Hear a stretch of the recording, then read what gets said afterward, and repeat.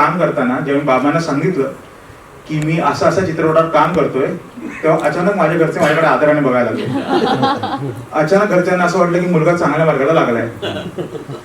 रामदास स्वामींचे विचार हे कालातीत आहेत, ते आउटडेटेड नाहीत, ते काळानुसार काळापेक्षा जास्ती अपडेटेड आहेत, हे मला यातनं जाणवलं. ते आजच्या काळाला सुद्धा किती अनुरूप आहेत किंवा किती पूरक आहेत हे सांगणारा हा चित्रपट आहे. आणि याचा फायदा मलाही होतोय रवींद्र सर, कारण आपल्या आयुष्याला अचानक वळण मिळतं हे मला आत्ता जाणवते. नॉर्मली चित्रपटाचे लेखक हे पुढे येत नाहीत, पण आज तुम्ही सगळे पुढे लेखक स्टेजवर आहे. हे अचानक घडलेलं असल्यामुळे मी खूप खुश आहे आज.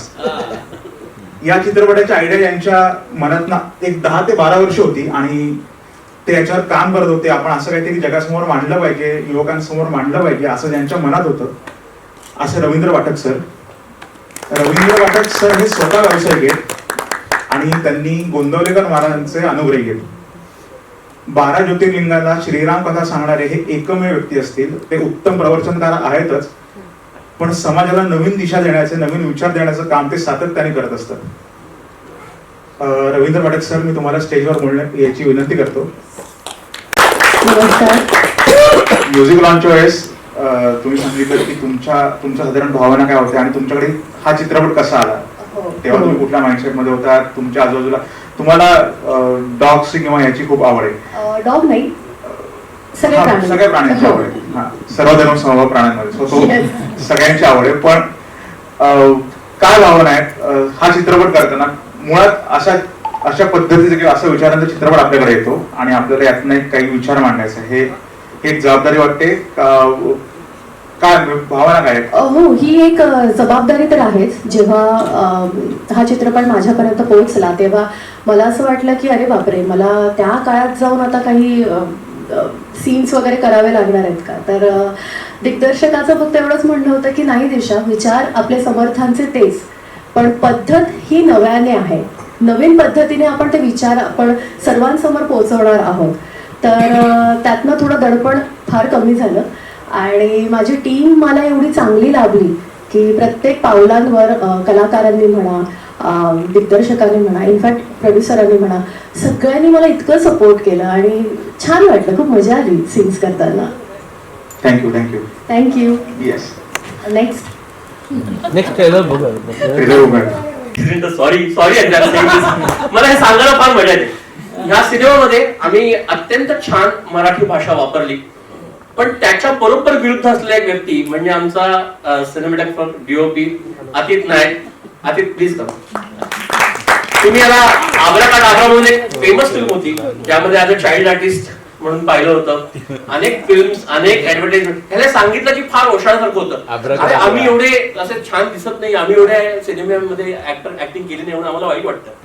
सो तो आता तर ही इज नाव आर डीओपी, ज्यांनी या सिनेमा अत्यंत सुंदर पद्धतीने आणि अत्यंत ग्राउंडेड त्या सिनेमाची गरज ओळखून हा सिनेमा शूट केलाय.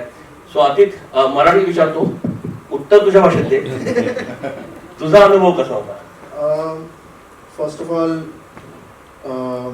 थँक्यू. मला काहीतरी वेगळं एक्सपिरियन्स झालं समर्थ फिल्ममुळे, समर्थ फिलॉसॉफीमुळे, आणि मला काहीतरी नवीन आणता आलं सिनेमा थ्रू. माझा कॅमेरा, माझी लाइटिंग एक कॅरेक्टर होतं या पूर्ण स्पेसमध्ये. मला ते कॅरेक्टर्सचे इमोशन्स, त्यांचं जे मेलनकॉली ती आहे ती दाखवता आली. And it was a great experience to bring that energy on to this. And very grateful to the actors, to Amol, to Ravindraji, to Yogesh, the writers, all my fellow HODs, that they put so much effort into just making something that could have been very simple into something so magical. It kind of feels grounded in philosophy yet not heavy on it, and that is something I think the audience will take with it. So thank you. I hope that is what actually it is. हे जे English शब्द आहेत यामुळे. पण एक खरं सांगतो, या चित्रपटाचा आम्ही प्री प्रोडक्शन करत असताना ऑलमोस्ट 35 दिवस हा माणूस आमच्या बरोबर डीओपी म्हणून पूर्ण प्लॅनिंग करायला, मी काय लाइटिंग करणार आहे, तुझा काय सीनची कोरिओग्राफी आहे ती सांग मला, याचा प्री प्रोडक्शन मध्ये 35 दिवस हा माणूस आमच्याबरोबर पूर्ण बसून होता, एकी सोडून. सो ही खूप मोठी गोष्ट आहे. He is very dedicated toward his work. Me English बोलायला लागलो याच्यामुळे बऱ्याच गोष्टी माझ्या सुधारल्या इंग्लिश मधल्या तरी. पण खूपच छान मजा आली अतित बरोबर काम करताना. आणि अतित थँक्यू सो मच, कारण हा सिनेमा इतका छान दिसतोय, त्या सिनेमाचा भाव इतका छान दिसतोय, त्यामध्ये तुझा सगळ्यात मोठा हात आहे. Thank you thank you thank you. आहे तू लिही आणि तू उद्या स्क्रिप्टला समर्थ आहेस हा विश्वास दिला. त्याच्यामुळे नाही असं काही झालं नाही, तर खरंच उगाच काहीतरी बोलेल. तर मी योगेश, काय भावना आहे ट्रेलर लॉन्च? आपण रवींद्र सरांच्या पहिल्यांदा भेटलो होतो, विचार समजून घेतले होते, तेव्हा आपल्या डोक्यात हेच होतं की आजच्या काळाला सुद्धा आपल्याला वाटेल असा चित्रपट आपल्याला एक करायचा, आणि रवींद्र सरांचे तेच म्हणणं होतं. सो काय भावना आहे तुझ्या? मुळात मला बरं वाटतंय की आमचा लेखक इथे एवढं बोलतोय, मी तर तिकडे बोलू दिलं नाही तेवढं.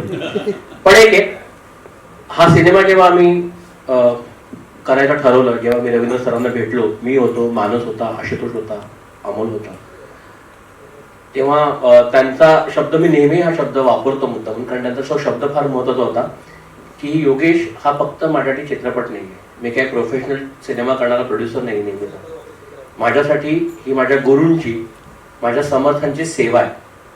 पण ही सेवा करत असताना सगळ्यात महत्त्वाचा विचार हा आहे की मला ती ट्रॅडिशनल वेनी पोचवायची नाहीये, मला ती नव्या जोमाने, नव्या विचारांनी पोचवायची. आणि हा थॉट घेऊन असे वल्ली आम्ही निवडले जे या प्रोसेस मध्ये इन होत गेले, आणि हा सिनेमा घडत गेला. वाक्य वाक्य, पात्र पात्र तयार होत गेलं, आणि रवींद्र सरांची जी कथा होती त्याला एक सिनेमाचं रूप आम्हाला देता आलं. आणि तो सिनेमा प्रयत्नपूर्वक असा केला की आता आपण, मी योगेश म्हणून अनेक गोष्टी देवाबद्दलच्या मानतो, अनेक गोष्टींबद्दल मनामध्ये असा विचार की खरंच आहे का नाहीये, असे अनेक प्रश्न आपल्या प्रत्येकाच्या मनात असतात. त्याचं एक सोपं साधं उत्तर, आणि अध्यात्म हे जड नाही, अध्यात्म किंवा ग्रंथ हे जड नाहीत, ते सहज सोपे विचार आहेत, ते विचार समजून घ्यावेत, तो विचार बरोबर असावा, इतक्या साध्या चांगल्या हेतूनी, प्युअर हेतूनी आम्ही हा सिनेमा घडवत गेलो. आम्ही याच्यामध्ये संवाद लिहिताना, प्रसंग लिहिताना, ऍक्टर्स कडनं पण कामं करून घेताना कुठेही, आता हा सीन करताना तुला एक 1887 मधला एक अभिनय करायचा आहे असं कुठेही काही न करता, आजच्या लोकांना आवडेल, आजच्या लोकांना रुचेल आणि आजच्या लोकांना आपलासा वाटेल असा सिनेमा करण्याचा प्रयत्न केलाय. आणि जेव्हा एखादं गाणं येतं, पहिल्यांदा टीजर येतो, तेव्हा असं होतं की सिनेमा आपलं बाळ असतं ना, तर असं होतं की बारसं झालं, आता हे झालं, आता पुढचा सोहळा. ट्रेलर लॉन्च ही माझ्यासाठी फार महत्वाची गोष्ट आहे, कारण आजपासून आमचा सिनेमा काय आहे आणि याला लोकांनी काय यायला पाहिजे याचं उत्तर देणारा आमचा ट्रेलर असणार. त्यामुळे very emotional movement, very very very emotional movement for me specifically. तर मला आवडेल की तुम्ही सगळ्यांनी ट्रेलर एन्जॉय करावा. आता लेखक म्हणून आणखी काही प्रश्न नको विचारूस? नाही, मला फक्त एवढंच सांगायचं, आता तुझे इमोशनल मुवमेंट अशीच ठेवून आपण ज्यासाठी जमलोय तो एक ट्रेलर बघूया. So please. ट्रेलर लॉन्चच्या वेळेस एक वेगळा योगेश असतो, अशी एक भावना ऍक्टर्सना यावी म्हणून मी असं म्हणतोय की तूच प्रत्येकाला बोलवून, अच्छा ओके, त्यांच्या मनातल्या भावना तूच जाणून घे. मी मुळात आता इथे जे कलाकार नाही आहेत त्यांची नावं पण घेऊ इच्छितो. यतीन कालेकर सर, ज्यांनी पण या सिनेमामध्ये खूप अप्रतिम भूमिका केली, अत्यंत विनोदी भूमिका सक्षमपणे करणारा पण गंभीर भूमिकाही तितक्याच तोडीने करणारा प्रसाद खांडेकर, तोही या सिनेमात नाही. आणि माझी अत्यंत लाडकी अभिनेत्री शर्वरी जेमिनीस, ज्यांनी या सिनेमामध्ये भूमिका केली. तर हे लोक पण आहेत.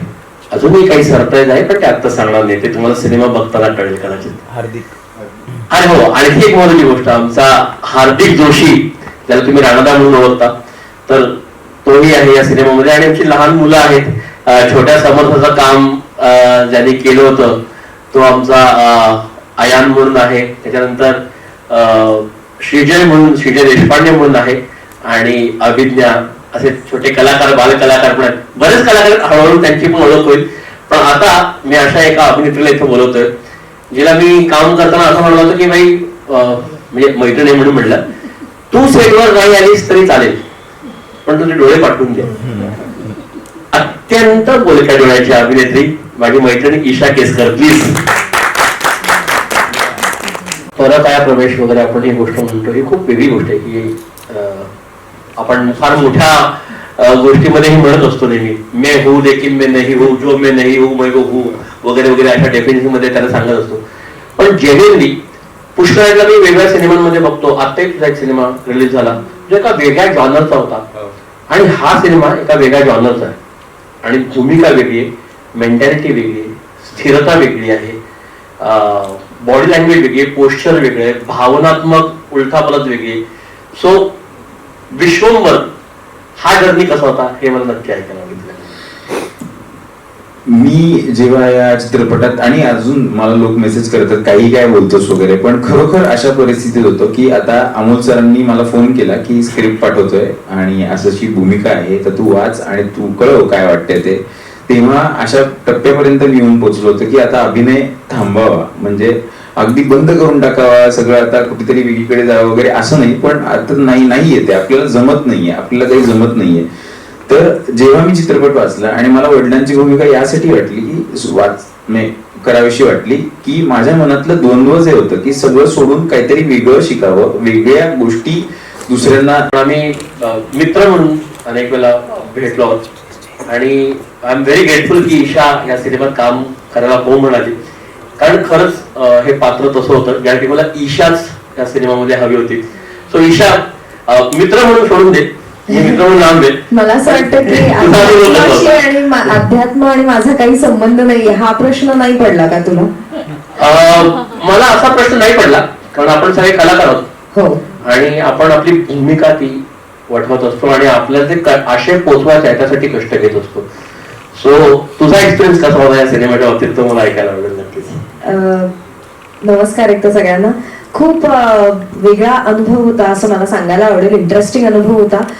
यासाठी की योगेश म्हणाला त्याप्रमाणे खूप बोलायला, खूप व्यक्त व्हायला वाक्य नाही आहेत, किंवा त्या पात्राला म्हणावा तितका वेळही मी म्हणणार नाही. अत्यंत गुणी कलाकार आणि माझा अत्यंत जवळचा मित्र, अनेक वर्ष आम्ही एकत्र काम करत होतो, आणि निखिलनी या सिनेमामध्ये एक छोटीशी भूमिका केली. भूमिका सांगायला नको कारण दिसेलच ते, पण प्लीज तुम्ही आता दोघं बोला, निखिलचे एक्सपिरियन्स. योगेश हा माझा बालमित्र आणि शाळेतला मित्र, त्यामुळे आपल्या मित्राचा सिनेमा आहे. अमोल सुद्धा आमचा मित्र.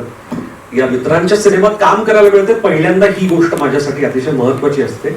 त्यामुळे आज मित्राचा सिनेमा प्रदर्शित होतोय, त्याचा ट्रेलर लॉन्च होतोय, यात मला सगळ्यात जास्त अभिमान वाटतोय माझ्या मित्राचा. अभिनंदन. थँक्यू.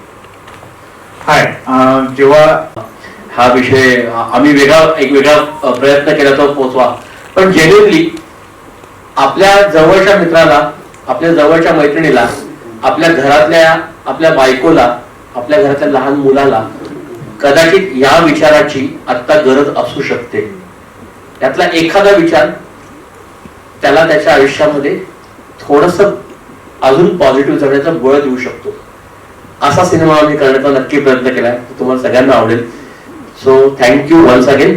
आणि आता आपण वन ऑन वन सगळ्यांच्या मुलाखती घेऊया. Thank you so much. मी ज्यांना त्यांचं थिएटर मधलं काम, त्यांचं मालिकांमधलं काम, सिनेमातलं काम आम्ही ऍडमायर करतो, जसे राजन सर आणि यतीन कारेकर सर, ते दोघे या सिनेमामध्ये होते. माझी खूप मोठी परवडी होती कारण तुमच्याबरोबर काम करायला मिळणं ही हे आमच्यासाठी शिकणं आहे. मी असं म्हणत ना की दादर आणि माहीम वगैरे या भागामध्ये इंडस्ट्रीमध्ये सगळ्यात जास्त ब्रेन असलेले सगळे कलाकार आहेत म्हणजे तर त्याचं तुम्ही आहात. आणि थँक्यू सो मच. तुमचा अनुभव कसा होता, तुम्ही या सिनेमात आमच्या बरोबर काम केलं, तुम्हाला कसं वाटतं? नमस्कार. या सिनेमासाठी जेव्हा मला विचारलं, मी पहिल्यांदा विचारलं की शूटिंग कुठे आहे, कारण सध्या प्रवासामध्ये जो काही वेळ जातो शूटिंगसाठी जाता येताना, तर ते बोलले नाही मुंबईतच आहे. ठीक आहे म्हटलं, मग उत्तम आहे, काही हरकत नाही. पुण्यात आहे शूटिंग. आणि कोण कोण आहे, भूषण बरोबर आधी काम केलंय, ईशा बरोबर आधी काम केलंय, या पुष्कराज बरोबर केलंय, निखिल बरोबर केलंय. मी तुझ्याबरोबर काम केलं नव्हतं, भेटलो होतो आणि काम बघितलं होतं, म्हणजे काय करतो मला माहिती. म्हटलं सगळी टीम उत्तम आहे आणि मी म्हटलं ठीक आहे करूया. मला काही कल्पना नव्हती कथा काय आणि कशी आहे आणि काय ते. आणि मग हळूहळू हळूहळू हळू मला ती कथा कळायला लागली आणि त्याचं महत्व कळायला लागलं. आता मला जेव्हा हा म्हणाला, मला इतकं असं भरून आलं की मी हे सिनेमा म्हणून करत नाहीये, मी ही सेवा म्हणून करतो. ही जी भावना आहे करण्याच्या मागची, ही सगळ्यात महत्वाची आहे. आम्ही नाटकाच्या निमित्ताने अमेरिकेमध्ये नाटकाचे, आपल्या मराठी नाटकाचे प्रयोग होते आणि तेव्हा एक तिथला माणूस गोरा, तर तो असं एकदा बोलता बोलता म्हणाला की तुम्ही भारतीय लोक आहात हे तुम्ही खूप लकी आहात, कारण ना तुमच्यापैकी बऱ्याच लोकांचा देवावर विश्वास आहे. तुम्हाला कल्पना नाही की तुम्ही किती आतून स्ट्रॉंग होता. नुसता विश्वास आहे म्हटल्यानंतर तुम्ही त्याचं काय करता, यम नियम जपजाप्य वर्तवैकल्य त्याच्यावर, पण तुमचा विश्वास आहे. आम्ही काय कोणाचे खातो तो राम आम्हाला दे. हा जो विश्वास आहे, हा विश्वास महत्वाचा. तो म्हणतो की त्यामुळे काय होतं की तुमच्यावर कितीही संकट आली, तुम्हाला काहीही झालं तरी तुम्ही म्हणता की नाही देव आहे आणि माणूस मोडत नाही. तो म्हणतो की अमेरिकेमध्ये आत्महत्या करण्याचं प्रमाण एवढे माणसं मोडूनच पडतात कारण विश्वास नाही, माझ्या मागे कोणीतरी आहे, हा विश्वास नाही. आणि तो विश्वास या सिनेमानी जर सगळ्यांना दिला तर मला खूप आनंद होईल. धन्यवाद. आम्हाला खूप मजा येत होती आणि आम्हाला माहिती होतं की याला कोणीतरी तगडा ऍक्टर पाहिजे. हा, आणि जेव्हा आम्ही ट्रेलर बघितला किंवा काही सीन्स बघितले तेव्हा आमची खात्री पडली की हा हे परफेक्ट काम झालेलं आहे. काय होता तुझा मुळात असा एक चित्रपट आपल्याकडे येतो की जो असे विचार मांडतो, जो आध्यात्मिक पण नाहीये पण जो रेग्युलर डेली बेसिस एक विचार जगायचं कसं, विचार कसा करायचा किंवा एन्झायटी डिप्रेशन याच्यावर सुद्धा एक उपाय म्हणजे समर्थ विचार, असं एक साधारण कॅल्क्युलेशन असलेला चित्रपट आपल्याकडे येतो. तर साधारण तुझी भावना काय आणि चित्रपट करायच्या आधी आणि ते चित्रपट पूर्ण आता ट्रेलर लॉन्चच्या वेळेस या दोन्ही वेळेस तुझ्या भावना काय? जय जय रघुवीर समर्थ. लहानपणापासून हे संस्कार, मी पुण्याचा मूळचा असल्यामुळे हे होत आले. त्यामुळे या संस्कारांची किती गरज आहे आत्ताच्या काळात हे मला स्वतःला जाणवलं. आणि जेव्हा योगेश आणि अमोल या दोन मित्रांनी या सिनेमासाठी विचारलं तेव्हा नाही म्हणण्याचा प्रश्नच नव्हता. कारण समर्थ रामदास स्वामी हे फक्त संत नव्हते तर मनाला घडवणारे विचारवंत होते. त्यामुळे मनाला घडवायचं कसं, इतका मोठा विचार आपल्याला दासबोध किंवा मनाच्या श्लोकातून मिळतो. तर अशाच विचारांवर आधारलेला हा सिनेमा आहे. या सिनेमात माझं पात्र जरी छोटं असलं तरी सुद्धा महत्वपूर्ण पात्र आहे. पण हे पात्र सुद्धा प्रेक्षक रिलेट करू शकतील, कारण आपल्या आजूबाजूला असे आपले ऑफिस कलिग असू शकतात, सहकारी असू शकतात. तुम्हाला हे पात्र सुद्धा रिलेट होईल नक्कीच. आणि मिश्किल पात्र आहे. योगेशने जरी उल्लेख केला असला तरी अतिशय मिश्किल, हसत खेळत गमती करणारं हे पात्र आहे. आमच्या नायकाच्या ऑफिसमध्ये त्याचा सहकारी असतो. त्यामुळे आणखीन एक विशेष मानस, हे जे पात्र लिहिण्यामध्ये सुद्धा तुझा खूप मोठा वाटा आहे, कारण खूप छान डायलॉग्स तू या पात्राचे लिहिले. त्यामुळे मला मारणे हे पात्र साकारताना खूप मदत झाली लेखकाकडून. थँक्यू. ऍक्च्युली हे ऐकण्यासाठी मी प्रश्न विचारला होता. तर तुम्हाला ती अगदी तुमच्या घरातली एखादी निर्मळ बहीण किंवा मैत्रीण वाटेल याची मी तुम्हाला खात्री देते. आणि ते पात्र साकारताना मलाही खरंच असं वाटत होतं की मी त्या कुटुंबाचा भाग आहे. मी खरंच पुष्कराज आणि शर्वरीताई यांच्या बरोबर लहानाची मोठी झाली आहे असा तिथे त्यावेळेला भाव तयार करणं किंवा सराउंडिंग तयार करणं आणि तशी स्पेस देणं हे क्रू आणि कास्ट यांचं दोघांचंही काम असतं. आणि ते मला खूप काय म्हणता येईल, अगदी परफेक्ट ऍप्ट ॲटमॉस्फिअर मिळालं, कारण फिल्म अध्यात्मावर आहे किंवा स्वामी रामदासांच्या विचारांवर आहे, त्याचा आपल्या आयुष्यात कसा फरक पडतो, नात्यांबद्दल चित्रपट आहे. सो ह्या सगळ्याचं रिफ्लेक्शन म्हणून तिथे उभं राहताना आमच्यातला खट्याळपणा, मस्तीखोरपणा, एक ऍटिट्यूड हे सगळं बाजूला ठेवून निर्मळ होणं हे खूप एकट्याचं काम नाही ते, असं मला वाटतं. आणि ते अचीव्ह करायला टीमवर्क लागतं, जे योगेश तुझ्या राज्यात मला मिळालं, त्याबद्दल थँक्यू सो मच. एक गोष्ट मेन्शन करायची, आम्ही सगळे कोकणात शूट करत होतो लाटघरला, आणि लाटघरला आमचं जे जेवण होतं ते शूटिंगचं नेहमी येणारं जेवण नव्हतं. सज्जनगडावरती जे प्रसाद तयार करतात तिकडचे आचार्य आमच्यासाठी लाटघरमध्ये आले होते आणि अत्यंत सात्विक असं जेवण दिलं असायचं. आम्ही सगळे कलाकार लिटरली जमतो, छान मांडी घालून शांतपणे त्याचा आस्वाद घ्यायचो. खूप पवित्र वातावरणामध्ये, खूप छान मनमोकळ्या वातावरणामध्ये आपण हा सिनेमा शूट केला. ऍब्सोल्युटली. सेट आहे किंवा टेक्निकल गोष्टी चालू आहेत आजूबाजूला, कॅमेरा आहे, या सगळ्याचा विसर पडत होता अक्षरशः. म्हणजे अगदी आपले जे आर्ट डिरेक्शन असतं, त्यांनी जे मंदिर उभारलंय समर्थांच्या घरचं, म्हणजे समर्थच्या घरचं, ते इतकं खरं आहे, इतकं आपलंसं वाटलं ते. इनफॅक्ट सगळे कलाकार हे करतात की नाही मला माहित नाही, पण बरेचसे कलाकार, मी तरी हे करते की माझ्या भूमिकेचं काहीतरी एक वस्तू किंवा एखादी गोष्ट मी ते पात्र झाल्यावर घेऊन टाकते, चोरते. आणि छोटस असतं काहीतरी, ते कानातलं असू शकतं, टिकली असू शकते, एनिथिंग. तर ह्या वेळेला मला ती मूर्ती इतकी म्हणजे भावली खरं सांगायचं तर, पण ती नाही चोरता आली मला. रॉंगच वाटेल, मॉरली पण ते रॉंगच आहे. पण सो या, पण म्हणजे खरंच खूपच ते घर, अगदी ते किचन, म्हणजे तिथे जे आम्ही जे वावरत होतो, सीन साठी एंट्री घेत होतो, असं वाटत होतं आपण दिवस रात्र करत राहूया, नकोच मिळू दे, व्यवस्थित ओके शॉट होऊच नाही, तिथेच राहावं, तिथेच जगावं, बंब पेटवावा, आंघोळ करावी, आपले थोडीशी भाज्या लावून काय शेती करावी, असं अक्षरशः असंच वाटत होतं. तिथे मी सुमा म्हणूनच जगले, 4-5 मांजरही गोळा गेली होती मी, तुला माहिती आहे. सो अगदी रुळले होते मी. Thank you so much. Thank you Vishal, thank you so much. ज्यांचा आपण विटनेस होणं ही आपल्यासाठी फार मोठी गोष्ट असते. राजन सर त्यातले एक आहेत, कारण काम करत असताना नेहमीच मी असं म्हणतो की एखादं पात्र तुमच्या समोर जेव्हा येतं तेव्हा त्या पात्राकडे बघायचा दृष्टिकोन ज्या पद्धतीने तुम्ही तयार करता ते सगळ्यांसाठी शिकण्यासारखं आहे. म्हणजे आम्ही सगळेजण त्यातनं खूप काही शिकत होतो.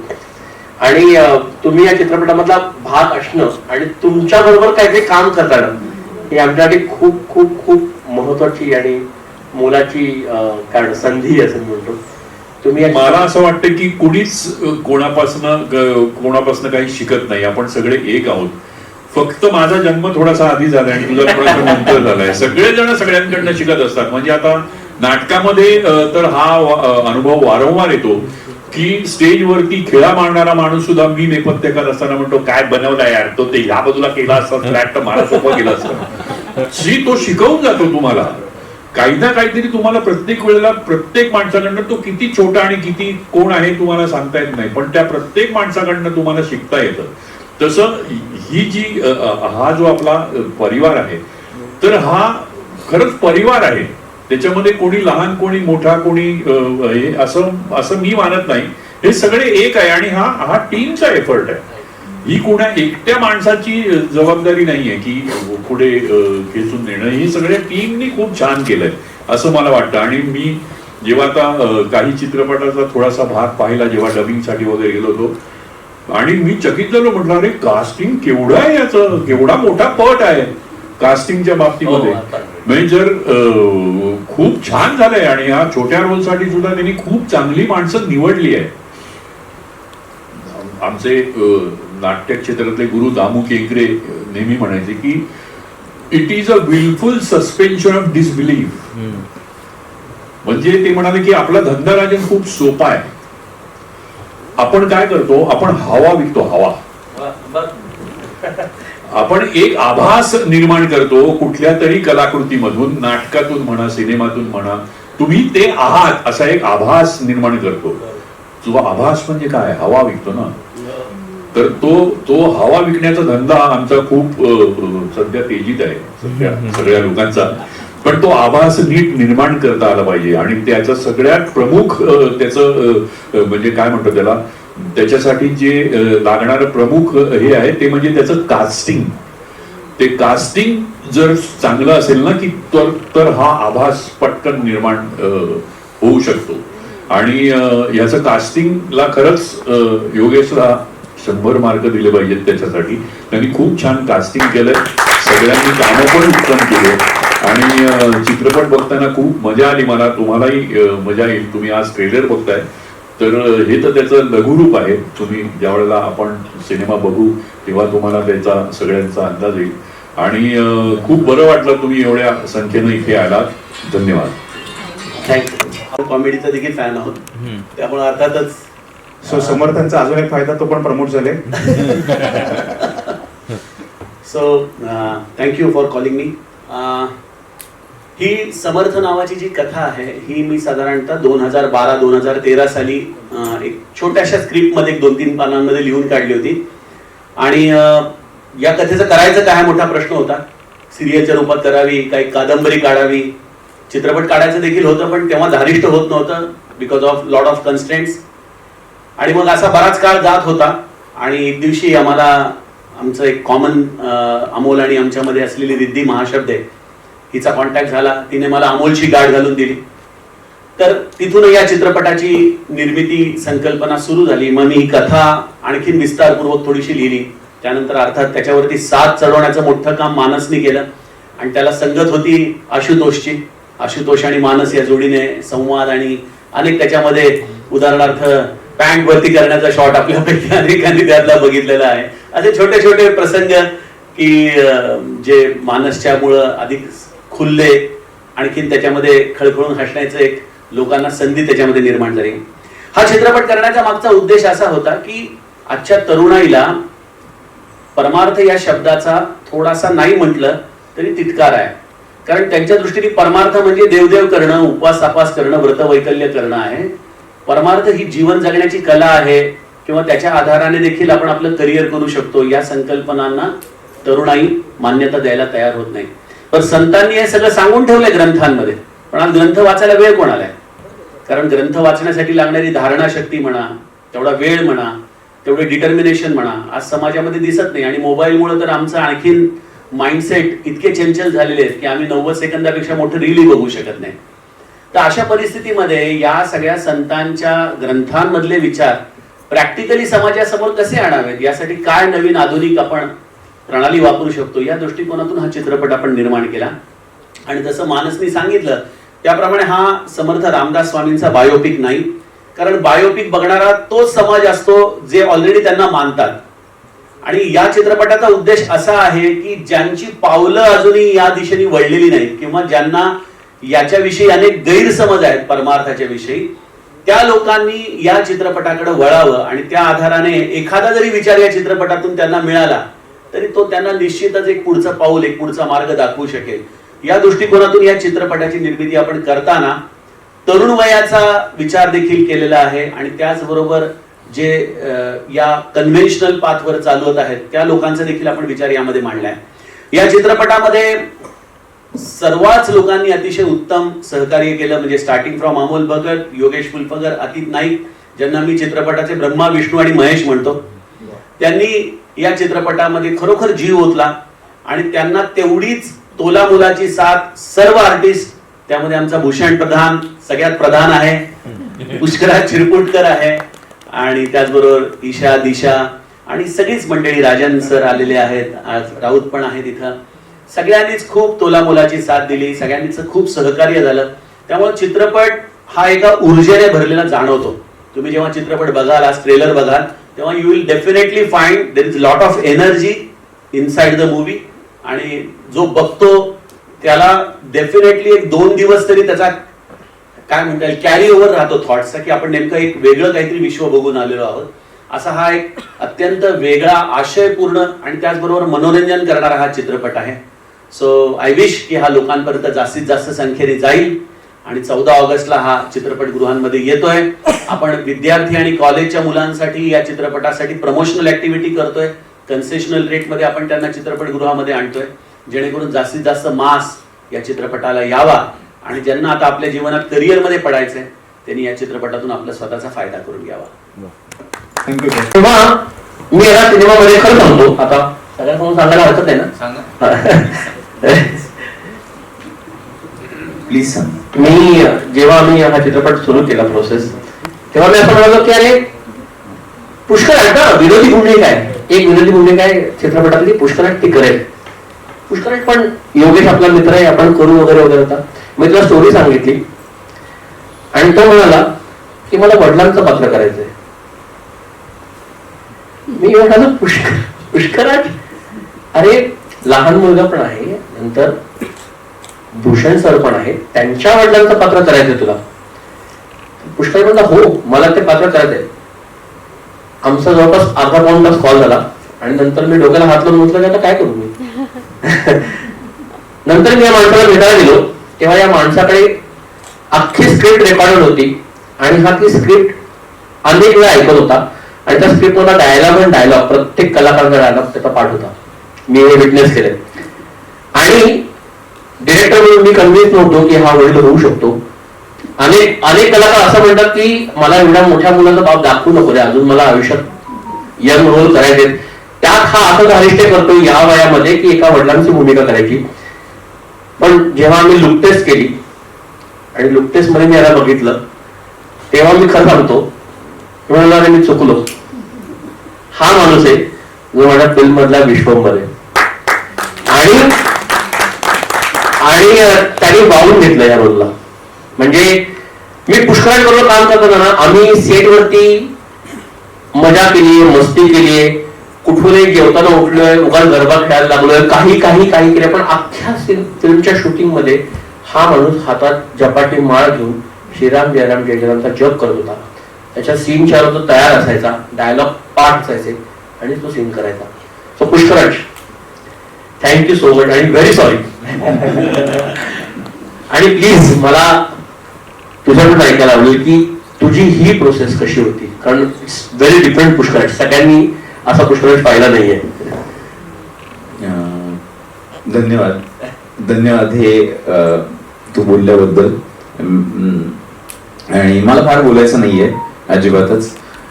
मला एवढं म्हणायचंय की जे काही आता तुम्ही ट्रेलर मध्ये बघितलंय आणि जे चित्रपटामध्ये बघणार आहात तशा पद्धतीचा माणूस तुम्ही एक्सेप्ट कराल, माझ्यातलं नट एक्सेप्ट कराल अशी माझी इच्छा आहे, अपेक्षा आहे. या चित्रपटाच्या निमित्ताने काही गोष्टी झाल्या. मनाचे श्लोकांमधलं एक माझ्या डोक्यामध्ये सतत राहिलेली गोष्ट अशी यायची. मी कॉन्व्हेंट शाळेत शिकलोय भूषण बरोबर, मी पण चिंचवडमध्येच होतो, आम्ही एकत्र शिकलोय, एकाच बॅचचे आहोत. येस, तर सिस्टर कन्सर्न स्कूल मध्ये आम्ही शिकलो आहोत आणि आता आम्ही हे मुलगा आणि बाप अशी पात्र साकारतोय.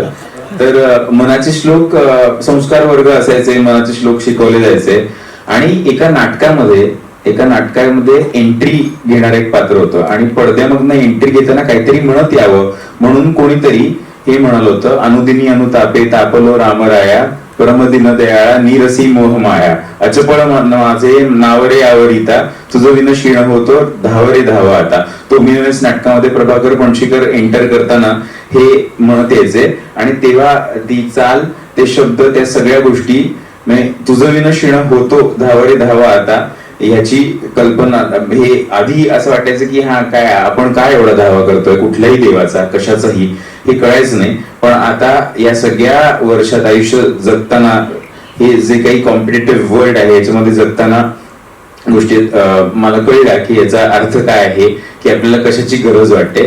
दुसरी गोष्ट मला या प्रोसेसमध्ये एक जाणवते की मनाच्या श्लोकांचे वेगवेगळे अर्थ आहेत, वेगवेगळ्या पद्धतीने इंटरप्रेट केल्यासारखे आहेत. एक श्लोक आहे, मरे एक त्याचा दुजा शोक आहे अकस्मात तोही पुढे जात आहे. हा श्लोक म्हटलं तर एक माणूस मरतोय वाटतं का, त्याच्याबद्दलच काहीतरी आहे की तो माणूस, दुसरा माणूस शोक करत बसलेला आहे, तो गेला, त्याची सुटका झाली त्या सगळ्या गोष्टीतनं आणि अकस्मात राहिलेला माणूसही पुढे जात आहे. तर माझ्यातही मला असं वाटतंय की आपल्यामध्येही दोन लोक असतात जो मी पण आहे तो मरावा आणि अकस्मात हा माणूस उरलेला पुढे जावा अशी माझी इच्छा आहे. आणि या प्रोसेस मधनं हे मला कळलेलं आहे योगेश, हे तुमच्यामुळे कळलेलं आहे. योगेश, अमोल सर, माझे सगळे सहकलाकार, अतिच specially I will mention you very specially. It's a very very very beautiful journey with you. Ravindra sir, thank you माझ्यावर विश्वास दाखवलात आणि या वेगवेगळ्या गोष्टींचे वेगवेगळे अर्थ मला कळावेत. तर मी हे यासाठी म्हणतोय मरे त्याचा यासाठी रेफरन्स देतोय कारण आजच्या काळातला हा सिनेमा आहे आणि असे जे विचार जे खूप आधी मांडले आहेत जे वाटतात की अरे खूप अवघड असतील पण तुम्ही त्याचे वाचायला लागल्यानंतर त्याच्याबद्दल विचार करायला लागल्यानंतर तुम्हाला खूप काही काही गोष्टी त्यातनं शिकायला मिळतील आणि तुम्हाला खूप गोष्टी काहीतरी पोचतील. या चित्रपटासाठी सगळ्यांनीच खूप मेहनत घेतली आहे. अमोल सरांनी स्पेशली ते आजारी पडले मेहनत घेऊन, पण त्यांनी खूप लावून धरलंय आणि मला वाटतंय की मेहनतीचं फळ आपल्याला नक्की मिळेल. धन्यवाद. धन्यवाद. धन्यवाद. मी खूप जवळनं बघितलं. आम्ही रात्री कधी कधी असं झालं की रात्री 1 वाजता तुला वेळ मला वेळ, आपण रात्री 1 वाजता ऑनलाईन भेटूयात आणि रिडिंग करूयात. अशा प्रोसेस मध्ये स्वतःला या कॅरेक्टर मध्ये तू इन करायचा प्रोसेस केलीस किंवा कॅरेक्टरचा अभ्यास केलास. सो तुझा एक्सपिरियन्स कसा होता? कारण मी भूषणला अनेक वेगवेगळ्या भूमिकांमध्ये पाहिले, पण मी याच्यामध्ये नक्की सांगतो मी पाहिलेला भूषण किंवा मी डिरेक्ट केलेला भूषण या फिल्म मध्ये वेगळा आहे. So how was your experience Bhushan? Thank you Yogesh. आपली सुद्धा अनेक वर्षांपासूनची मैत्री आहे. मला वाटतं 15-1 वर्षांपासून बिटवीन द लाईन्स म्हणून एक नाटक केलं होतं, मृण्मयीने डिरेक्ट केलं होतं ते, मृण्मयी देशपांडेने. त्यावेळेला आमची ओळख झाली होती. त्यानंतर अनेक वेळा इंडस्ट्रीमध्ये भेट झाली पण काम करण्याचा योग आला नव्हता आणि तो इतक्या छान चित्रपटासाठी आला. खूप स्ट्रॉंग कॅरेक्टर आहे. मुळात मला लहानपण माझं आधी सुरुवातीला दिसलं कारण काही काही गोष्टी ना ऑटोमॅटिकली आयुष्यात खूप येऊन जातात. म्हणजे मी चिंचवडचा आहे तर लहानपणी जे चाफेकर चौकातनं कायम जायचो तर मी दामोदर चाफेकरांच्या स्टॅच्यूकडे बघायचो आणि मला त्यांची भूमिका आता काम करत असताना त्यांची भूमिका मिळाली.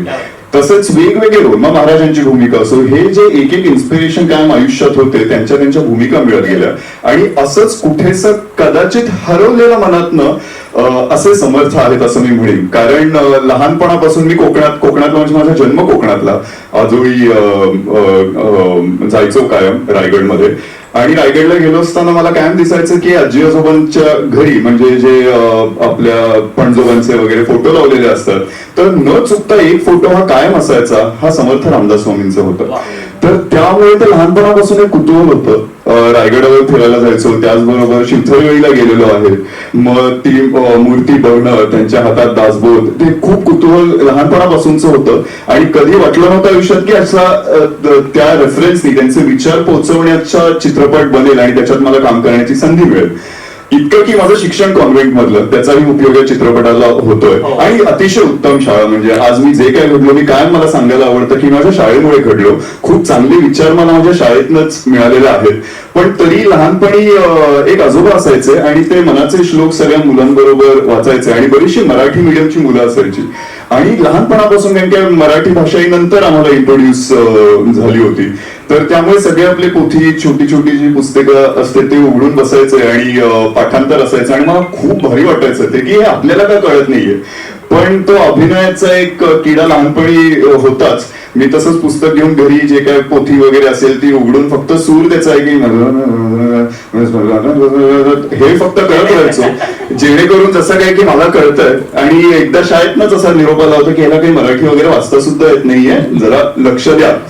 आणि तेव्हापासून हळूहळू मनाचे श्लोक या गोष्टी आईनी लहानपणी काही शिकवलेले होते. पण आता चित्रपट करत असताना पुन्हा एकदा एक कनेक्ट झाला तो नात्यांमुळे. खरं सांगायचं तर आज मला वाटतं आपण देवाची भक्ती करतो किंवा देवदेव करतो ह्याचं सुद्धा एक मेन कारण असतं मला वाटतं की आपल्याला आपले नातेवाईक किंवा आपले जवळचं आपलं कुटुंब आहे त्यांना सेफ ठेवायचंय. आपण एकट्याचा सुद्धा एक वेगळा खूपच कॉन्फिडन्स येतो की आपल्याला फक्त स्वतःला जपायचंय.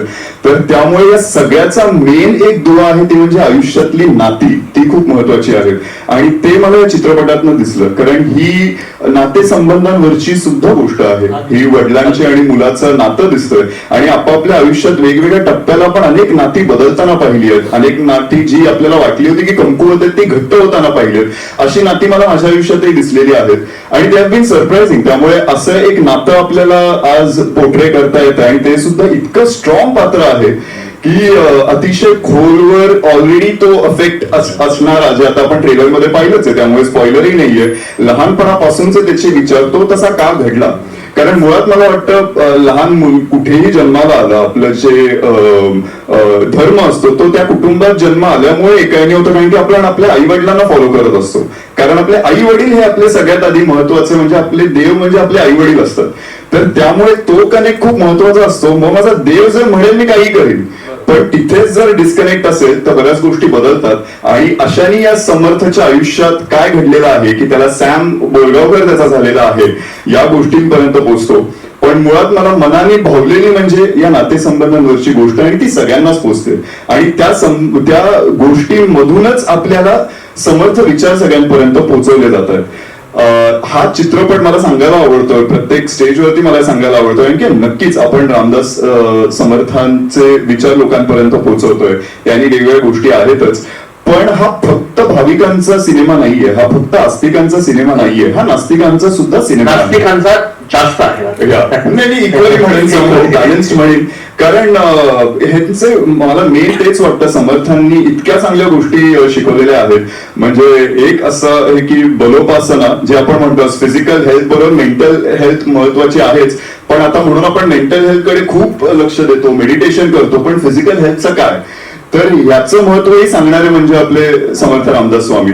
त्यामुळे हे आणि स्वतः मला फिटनेस मधली आवड, त्याचबरोबर मेंटल हेल्थची आवड ही असताना एक लक्षात आली, आजही थेरपीला आपण खूप जास्त लोक घाबरतो, त्याचा कम्प्लीट हे आलेलं नाहीये. मग आपल्याकडे खरं तर थेरपी आहे, लिहिलेली आहे ती, आणि आपण लांब ठेवलेली आहे. तर त्यामुळे लहानपणापासून जर हे विचार आपल्यापर्यंत पोहोचले तर आपण बऱ्याच वेळेला सेल्फ टॉक म्हणतो, पण सेल्फ टॉक करायला बसलं आणि तुमचे विचार चुकीचे असेल तर चुकीचाच मार्ग किंवा उत्तर सापडणारच नाहीये. तर हेच योग्य विचार येणार कुठून आहेत, तर मनाचे श्लोक म्हणा किंवा इतर काही गोष्टी आहेत, ते विचारांमधून ते रेग्युलरली प्रॅक्टिस केली तर ते विचार आपल्याला त्या त्या क्षणी उत्तर देऊ शकतात. तर त्यामुळे हे खूप मनापासून भावलेली गोष्ट आहेच. आणि जी नाती मला पोर्ट्रे करता आले त्यांनी छान वाटलंय. त्याचबरोबर उत्तम टीम, म्हणजे खरंच मी अशी टीम नाही पाहिली. आज मगाशी आपण म्हणालो ब्रह्म विष्णू महेश, हे तर तिघही आहेत. पहिल्यांदा मी एक ऍक्टर डिरेक्टर केमिस्ट्री खूप महत्वाची हे ऐकलेलंच आहे. त्याचबरोबर प्रोड्युसर आणि ऍक्टरही खूप आपण बोलत असतो ते आहे, पण डीओपी आणि ऍक्टरची पण एक केमिस्ट्री असते हे मला या चित्रपटातून कळलं. म्हणजे काय तुझा थॉट आहे, तू कोणत्या डीओपी आणि कॅमेरामॅन मधला फरक मला अतिकमुळे कळला. कारण की डिरेक्टर ऑफ फोटोग्राफी आणि कॅमेरामॅन या दोन्ही, म्हणजे प्रत्येक जण कॅमेरामॅन असतात, पण त्यांची डिरेक्टर एक जे असतं की त्यांचाही एक डिरेक्टर असतो, ही इज द डीओपी. तर म्हणून आपण पटकन डीओपी म्हणून जातो, पण त्याचा अर्थ कळत नाही. तो अर्थ मला या सिनेमातून कळला. कारण प्रत्येक माझं पाऊल कसं पडणार आहे, माझा काय विचार आहे, त्याप्रमाणे जसं अतिक म्हणाला त्याचा कॅमेरा थ्रूआउट एक कॅरेक्टर आहे. म्हणजे आम्ही सगळे चित्रपटात जेवढे दिसतो त्याच्यापेक्षा जास्त कोणी असेल तर त्याचा कॅमेरा थ्रूआउटच आहे. तर त्यामुळे ते खूप महत्वाचं कॅरेक्टर आहे, ते पोचतंय. त्यातून बोलायला मला तर खूप आवडतं, पण इकडे लक्षात आलं की इकडे सगळेच बोलणारे चांगलं. म्हणजे आज रवींद्र सरांचा हा पहिला चित्रपट, पण इतकी क्लॅरिटी, म्हणजे तेच पहिले बोलायला जेव्हा आले तेवढ्या इतक्या क्लॅरिटीने की त्यांना काय त्यांचा थॉट आहे, कशा पद्धतीने पोचवायचा आहे, हे सगळेच. मग योगेश उत्तम बोलतोय, आमचा डीओपी उत्तम बोलतोय, कलाकार तर सगळे तुम्ही बोलवा त्याला. आमचे रायटर नुसते उत्तम लिहित नाही तर तेही पाहिलं, उत्तम बोलतात, उत्तम हसवतात. तर अख्खी टीमच उत्तम बोलणारी आहे आणि ही केमिस्ट्री आमची प्रत्येकाबरोबर आहे. त्याचबरोबर कलाकार समर्थ आणि टायटल रोल असल्यामुळे भले मी आणि पुष्कर आमचे चेहरे मोठे दिसत असले तरी तुम्ही बघाल तर या पोस्टरवरचे सगळे कलाकार आजपर्यंत लीड ऍक्टर्सच आहेत. अनेक प्रोजेक्ट्स मध्ये त्यांनी लीड ऍक्टर्स म्हणून काम केलेलं आहे. आणि ह्याच्यात छोटं मोठं असं नाहीये, एकही पात्र तुम्ही बाहेर काढलं तर काहीतरी हरवल्यासारखं होईल. तर इतकं त्यांचं महत्व आहे. आणि या सगळ्या माणसांना जोडलं मी, त्याचं क्रेडिट देऊ इच्छितो 2 माणसांना. एक नक्कीच अमोलदा, आमचे ईपी, आणि त्याचबरोबर योगेश नक्कीच, कारण की महेश सरांच्या फिल्म मध्ये आपल्याला बघायला मिळतं की छोट्यात छोटा एक सीन असेल पण उत्तम ऍक्टर येतो, कारण की तो विश्वास असतो की मला माहितीये जर मला या रोलसाठी बोलवलंय त्याच्यात काहीतरी महत्व आहे, नाहीतर मला बोलवलं गेलं नसतं. तर तशी ही दोन माणसं आहेत की ती उगाच कोणाला तरी चलो आहे जरा आपल्याला काहीतरी फायदा होईल म्हणून हे करणार नाही, हा रोल तुमच्यासाठी उत्तम आहे आणि तुम्ही करावा या ह्यानीच प्रत्येकाला अप्रोच केलेला आहे. त्यामुळे इतकी छान टीम आहे आणि प्रत्येकाने मला वाटतं हा सिनेमा कनेक्ट होईलच आणि प्रत्येकाने हा बघावा आणि त्यातले विचार नक्कीच तुम्ही घरी घेऊन जा. क्या बात आहे, क्या बात आहे. Thank you so much.